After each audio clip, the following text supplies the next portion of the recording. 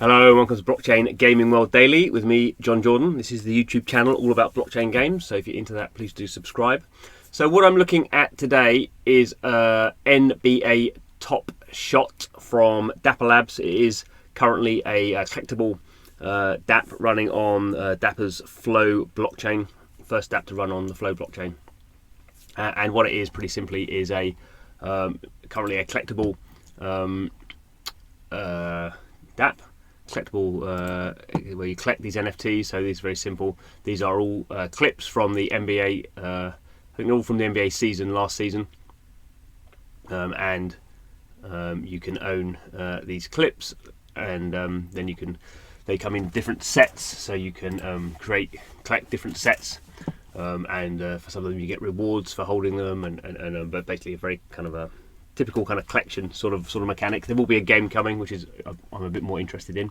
But while I'm waiting for the game to come in 2021, I've been looking at some of the data around what's going on there, which I think is interesting.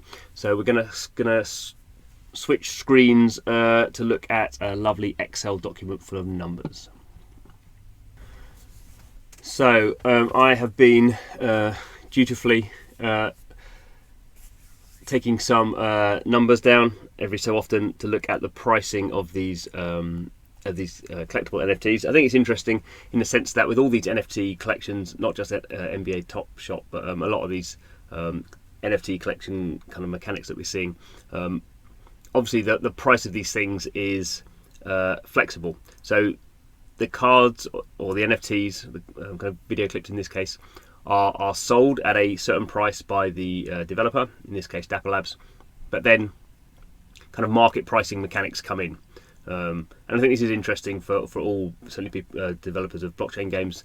Getting some experience in how these pricing mechanics work is pretty important. So what I've looked at here, what I'm going to go through is three different sets of these collectibles. So sets are basically just a grouping of these video clips that Dapper Labs has kind of invented, and it's just I guess a typical psychological motivation for if you have collectibles, then you want to.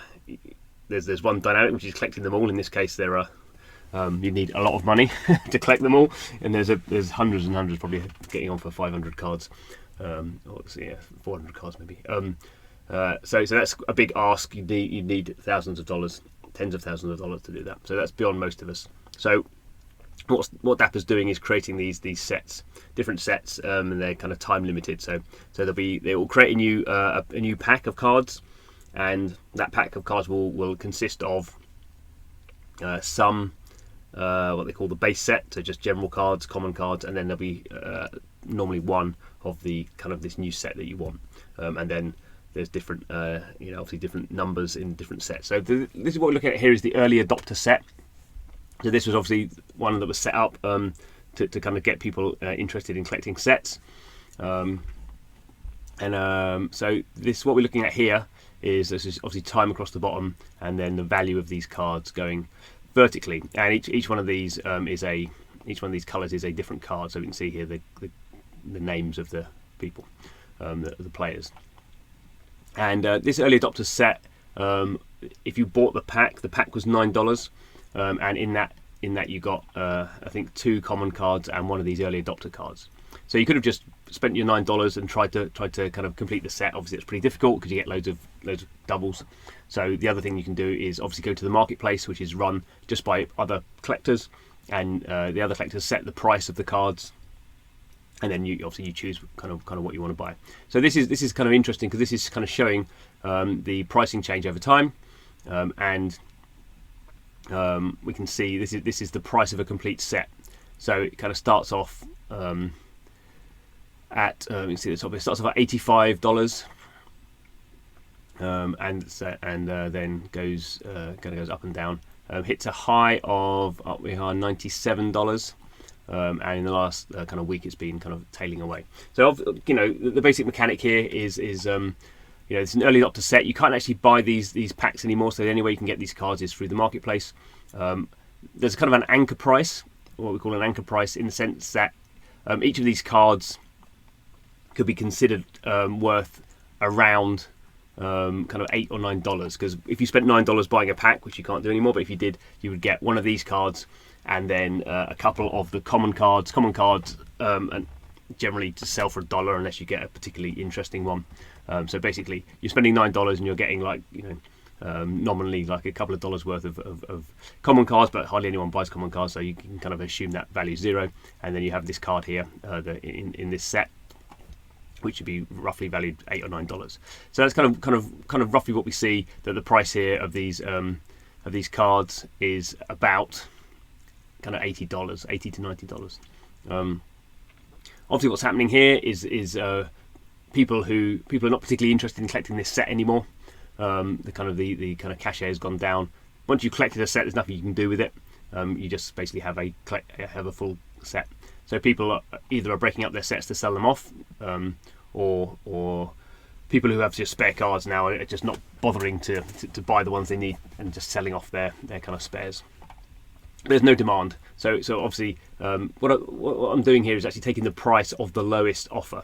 So this is not the price of the last sale. This is the price of the kind of what's currently available. So if you wanted to buy this set now, how much would it cost, sort of thing. So we can see, the demand for this set has dropped off. The other interesting thing to see is the pretty much actually we'll look at a different graph. Let's look at this one. So this is the same data, obviously, and what I've just done here is plot the price of every card. So over time, we can see, around. So some cards have always been cheaper. So this one started at $7. These two started at $7. This one, this guy here went from $7 up to $12. Obviously, even within these sets, there's different kind of rarities, depending on how. What people are selling, so it's kind of like noise. It's not. I don't think any of these cards are more or less common than the other cards, but there may be that, because unless the set sells out, if the packs don't sell out after a certain time, Dapper Labs just burns them all. So there may be there may be pricing differentials in here just because there's fewer cards available of some of these. We can see this one up here started at $7 and then at one point was $14.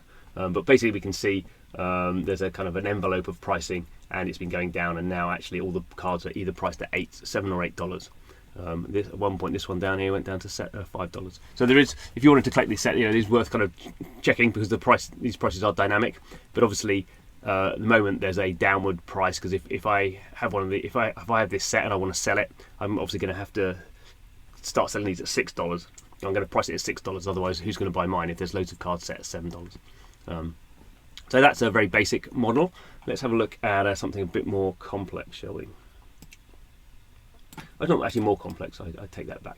So this is a different set. This is the after the early adopter set finished, the next kind of set that was available was called the Cali versus NYC set. So this is just players from California and New York.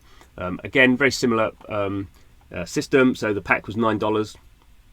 You got one card in this set and two common cards. So again, what was interesting here was the kind of anchor pricing was around you would think $9, but actually that wasn't the case. These cards were actually priced very much lower than $9. So if as I say, kind of $9 was the anchor price. But what we've seen over time is this set of cards. It's 9 cards, isn't it? No, it's 10 cards. This set of 10 cards is going upwards. So the previous one it was going down. So just under kind of looking at kind of $7 or $8 for those cards. Whereas these ones started off at 4 or 5, I think even 3 at some point. Yeah. And now they're heading kind of upwards. Again, I mean they're at $60 for the set, $61 I think are we at the moment? Yeah, $61. But you kind of expect this to kind of head up to probably 70, maybe between 70 and 80 seems to be the price looking at the previous set. So that would kind of make sense. Maybe it won't do that. All these things have slightly different dynamics. Maybe the early adopter set has kind of more cachet and people were more interested in that at the time. And just people didn't care so much about the Cali versus NYC set. Maybe didn't think the concept was so good. We can have a look again at the what's happening to individual cards. Again, this is a bit more interesting, I guess, because we're slightly earlier in the cycle as well. So this card has always been high. It started off at 7, and now it's actually that card is priced at $12. So that is by far and away. You can see the gap in pricing. Everything else has been a bit all over the place, but everything's been moving up. Some of it quite substantially. Although they're still only kind of 7. So some of these are already at $7 or $7, but some of these are still for, looks like some increase to happen. But obviously this will only happen if there's demand for these things. Otherwise the price will go down again. But it seems like there's some sort of pricing mechanic going on here to bring it up to kind of $8-9. That's what I'd expect anyway. Okay, final one, and this is more interesting, I think. So this is a set. This was the Eastern Conference set. So this is a set from the current NBA season. The season just ended, and this was the final of the Eastern Conference. So as much as I know about basketball, the Western Conference and the Eastern Conference work out who are the best teams from those conferences, and then they go on to the NBA final. So this was at the time that this kind of set came out. It wasn't out for very long, but it was people were quite interested in basketball because it was coming to the end of the season. And this set again was how many cards? I can't even count now. 8 cards.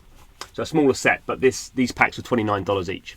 So going back to our original pricing, you'd kind of think, the pricing wise, $29 would kind of be our anchor price. But what's interesting here is we can see it starts off, the price goes up quite considerably for a certain period of time, then the price goes down again quite considerably. So at certain points we're up to a maximum of $300. Well, we got $319, I think was the peak. Yeah.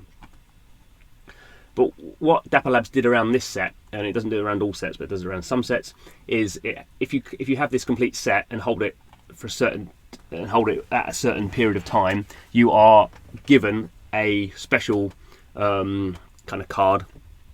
A special, it's not a card, but I call it card. A special video clip that is not available in any packs. So it's basically you have to hold this set at a certain period of time. They check the time, and everyone who holds the set at that point gets this special card, which can only be traded by other players. You can't find it in sets. So obviously, what we see here is people going the date. Foolishly, I don't actually have the exact date that this new card was airdropped, but basically the price goes up because people are just like, well, I want this special card that I can't get anywhere else, and this is kind of a hot thing going on in the world of basketball. It drives the price up to $300. Once they get this card, the special card that you can't get anywhere else, obviously what happens is people are, well, I've got the special card. Do I want to keep the set anymore? And some people are then kind of selling it off. So we're having this kind of pricing dynamic that is strongly downwards. So at the moment we were $315, $317 at one point, and now we're down to $133. So it's more than halved. And again, we can look at the price of these cards. Which some of them, a lot of them have more than halved. So let's. Oh, I got that. Okay. Yeah. So here we look at the cards, the price of the cards. So some of these are, remember this is a $29 pack. So we see this, even rising up to almost, some of these are getting up to $50 a pack. Sorry, $50 a card. Which at the time seemed like that was market over exuberance, as we might say. And now we see, this is the period of time where clearly we can see that this is the date in which the people got the special card, and then we see prices going down, and now they've actually, some of these cards are actually being priced at $9. I don't know if that's people kind of thinking that kind of almost like forgetting the fact that these cards were in a $29 pack, and maybe they're just thinking all these kind of like these set cards, if they're not very rare ones, because these are just common cards but they're in a special set, are $9. So the anchor price of $9 in general seems to be reflecting back in here, and even the most expensive ones are like $20. What's really interesting, which I haven't got in a graph but I have the data for if I can find it. So basically what happened was you got this a Tyler Hero reward card, and unfortunately I didn't get all the data for this, but I've only just started looking at it. But the price of this card at one point when I looked at it this week was $119. The price today is $99. So this is kind of, you can think of this as the kind of the excess. So people were collecting these sets, driving the price of the sets up because this very valuable card was going to be available that you could only get through holding these sets. So we could think of, what is from the peak. So if someone was coming in and buying this set here at the last minute to get this special card, and then they were going to sell out everything, how much would they be losing? Because basically, the price of this has gone down as over half, but you have to compensate. You have to take into account of what the reward card's going for. But even in that case, if you bought at the peak, you'd be down, getting off $80-90. So it is interesting. Thinking about the mechanics of these kind of sets. It's interesting how Dapper Labs are trying to create these kind of sets, and I think that does work. But it is you definitely see a speculative model when you're holding sets to get special rewards, and then you see people dumping cards fairly quickly. So I guess one takeaway would be, you get these special rewards, but then potentially, do you want people to hold those sets together for longer periods of time for longer rewards? That would be, I guess, one of the situations. Obviously, the collecting is not all about money, but in the case of these kind of NFTs, I think it's money is one of the kind of clear. Well, certainly, that's how we get clear data. It's very hard to measure people's satisfaction in the money they spend. I say that the wider thing for me is, I think I'll be interested in how the game comes about using these NFTs, because that provides another kind of element of enjoyment and another reason for holding these things other than speculative reasons. So that's really why I'm interested in it. But anyway, because I like numbers, I thought I would mess around with some numbers. So I hope that was interesting. There's a few more videos I've done about NBA Top Shot, so it's interesting to check it out. Even if, like me, you don't understand basketball, you don't have to spend lots of money. There's kind of cards available for $1, and you can kind of just mess around with them, and kind of own them and kind of see how the system works, which I think is quite a nice kind of user experience, because it's not working. It's working on the Flow blockchain, which is very different to the Ethereum blockchain. So interesting from that point of view. Anyway, thanks for watching the video. This is Blockchain Gaming World, deep into the rabbit hole. Hope you enjoyed the video. Please do subscribe to the channel, but come back soon and see what's going on.